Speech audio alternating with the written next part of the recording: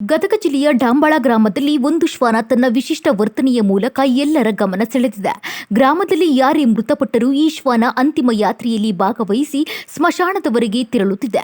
ಈ ಭಾವನಾತ್ಮಕ ಕಥೆಯನ್ನ ಹೇಳ್ತೀವಿ ಕೇಳಿ. ಹೌದು, ಇದು ಗದಗ ಜಿಲ್ಲೆಯ ಡಾಂಬಾಳ ಗ್ರಾಮದ ದೃಶ್ಯ. ಕಳೆದ 3-4 ವರ್ಷಗಳಿಂದ ಗ್ರಾಮದ ಪ್ರತಿಯೊಂದು ಅಂತಿಮ ಯಾತ್ರೆಯಲ್ಲೂ ಈ ಶ್ವಾನ ತಪ್ಪದೆ ಕಾಣಿಸಿಕೊಳ್ಳುತ್ತಿದೆ. ಯಾರಾದರೂ ನಿಧನರಾದರೆ ಸುದ್ದಿ ತಿಳಿದ ಕೂಡಲೇ ಮೃತರ ಮನೆಯ ಮುಂದೆ ಬಂದು ಮೌನವಾಗಿ ಕುಳಿತುಕೊಳ್ಳುವ ಈ ಶ್ವಾನ ಬಳಿಕ ಶವಯಾತ್ರೆಯೊಂದಿಗೆ ಹೆಜ್ಜೆ ಹಾಕುತ್ತಾ ಸ್ಮಶಾನದವರೆಗೆ ತೆರಳುತ್ತದೆ. ಇನ್ನು ಇತ್ತೀಚೆಗೆ ಪಾರಮ್ಮ ಎಂಬ ಹಿರಿಯ ಮಹಿಳೆಯ ಅಂತ್ಯ ಸಂಸ್ಕಾರದ ವೇಳೆಯಲ್ಲೂ ಈ ಶ್ವಾನ ಸ್ಮಶಾನದವರೆಗೆ ತೆರಳಿ ಎಲ್ಲರ ಗಮನ ಸೆಳೆದಿದೆ. ವಿಧಿವಿಧಾನಗಳು ಮುಗಿಯುವವರೆಗೆ ಅಲ್ಲೇ ಇರುವ ಈ ಶ್ವಾನ ನಂತರ ಗ್ರಾಮಸ್ಥರೊಂದಿಗೆ ಮತ್ತೆ ಊರಿಗೆ ಮರಳುತ್ತದೆ.